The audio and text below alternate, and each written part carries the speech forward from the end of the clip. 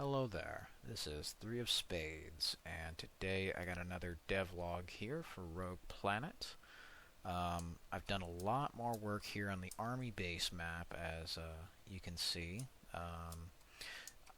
My plan is to still kind of use some of this map. What I've decided upon is using the Walmart, the gas station, and then I'm going to use some of this, but basically remodel it, tear down this hospital, tear this down, tear this down. I'm also going to remove all the doors, and I'm going to fuck around with a lot of the fire, because most, if not all, of this building is going to be torn down and then just redone entirely.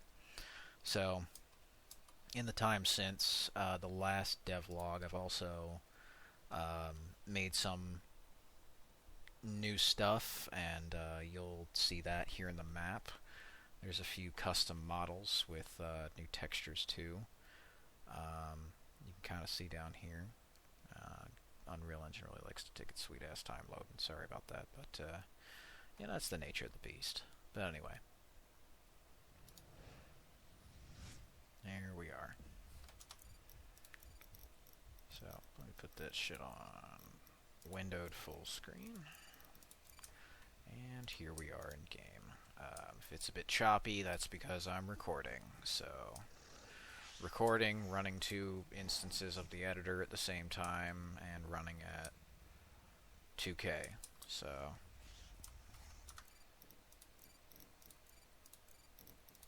let me just put that shit to actual full screen, and yeah, there we go. See?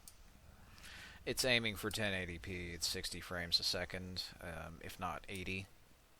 Which is where it usually tends to hover onto, if not for all the zombie killing. But yeah, bit of progress here on the army base. Added fog, added a big skybox.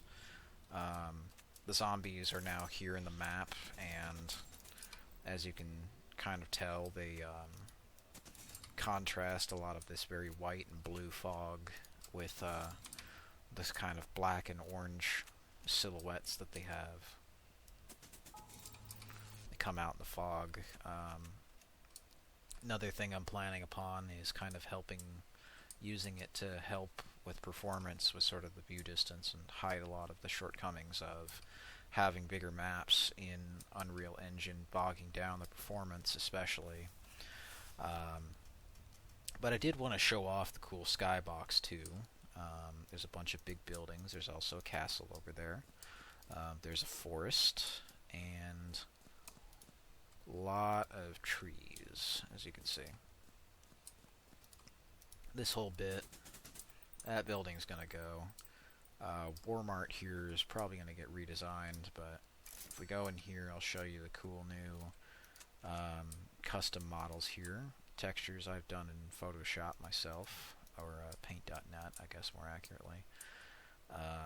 Here we have the Rogue Planet CD, and as much as I'd love to print CDs, I don't have the money to do that, but it's definitely something I wished I could have done, but you know. Figured I might as well do it in the sequel, and of course, you know, we need to have other games as well, so here's Rogue Jaj, and, you know, he's by Hosis Studios, and, yes, if you are wondering, they do have backs as well, and they have little screenshots and other bits of George. George, of course, wishes you all a Merry Christmas, even though it's June. Need to work on their AI some more, but there's that. That's the army base map. Here's Gay Guru. You know, in honor of Pride Month, I have made a CD case for this, which was the engine that I used to power Rogue Planet 1, and I definitely can tell you from experience that compared to Game Guru malware, tends to, on average, have way better performance. As we'll see here as well, I've got the Rogue Planet CD case. Rated E for everyone, because everybody should play it. should definitely play the first game, but thanks for playing this one as well. Ooh. He also really likes to jet around, but there's George, and there's also George. And of course, Unreal Engine 4, because we need to have that on the CD. And it's got the old Unreal Engine 4 logo before they turned it into a flat black and white, you know, Metro thing. And of course, it's way better than Game Guru, has way less crashes, and of course, I can definitely speak from experience that it makes this game that I am showing right now work. And here's the Rogue Jaj cover. And behind it, you can see it says Rogue Jaj. So that's pretty awesome. There weren't any pictures because, I mean, it was kind of just a bit, those other three. But the one I did make, you know, obviously legitimately was the Rogue Planet 1 CD that I wanted to take semi-seriously. I got some help from Bloodburn. I did the textures, he did the model. So it was really nice of him. Check him out if you haven't. He mostly does videos about music and, I don't know, occasionally video games, but he's more on Instagram, so it's up to you.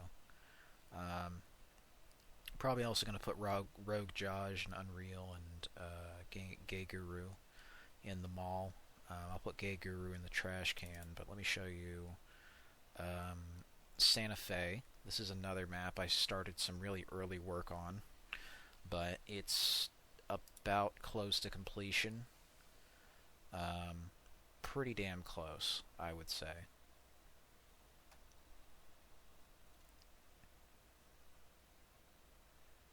Now let me I'm gonna close the Epic Games launcher, and hopefully that doesn't cause any trouble, because the Epic Games launcher really likes to launch in the background and eat up the frame rate. So then, here we go.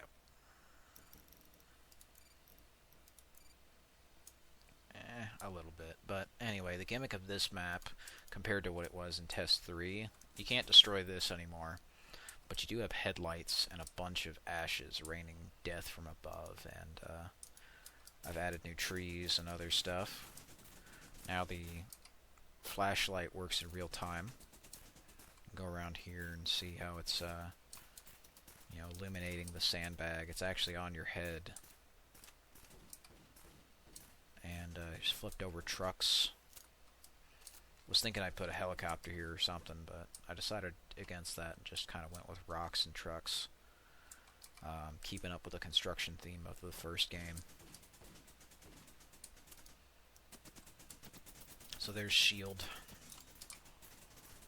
I've also changed the camouflage of the Imperials to resemble that of the Torched. They now dress in black, and their lights also do impact the environment in real time.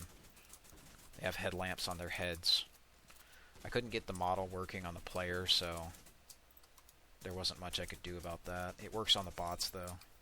The Rebels will be wearing headlamps as well. I do need to fix that up and give them, like, desert camo, but they've also got new gamer tags. The End is Nigh, Gashed Goblin, Ghosts, and Gobbledygook.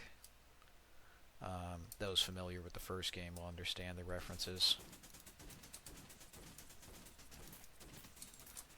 But yeah, pretty cool thing I wanted to do here. Give every map a sort of unique flavor or gimmick. And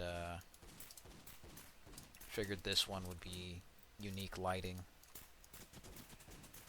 The headlamps will also kind of help prevent camping. I'm not sure how many maps I'll use the headlamps on, probably a few, but I didn't want to do the usual like Halo or Tron thing where you just have neon lines and lights all over the shit. I figure, well, if you're gonna have a light on somebody, why not have like a flashlight or something that would be like visible but also makes sense. It's not just some thing put there for aesthetic purposes. It's actually in-world used for something. And in this case, since they're both teams, if you've played the first game or watched the developer commentary, I'm sure you'll realize that once the end of the world came around, they weren't exactly concerned with anything other than seeing who would die first. Um, they're not exactly caring to hide anymore, simply because they all want to die. And the biggest reason, of course, being that there's nothing left. Marcus fucking destroyed it all, so these are the survivors he didn't fucking get, all just killing themselves, basically. Yeah, the first game got pretty dark, but if I'm gonna make a sequel to it, I'm not gonna half-ass it. I mean, that's kind of the biggest reason why I made these fucking games, is because that's what these companies kept doing. See, they kept removing all of the violence from them, and in doing so, made everybody more pissed off and irate.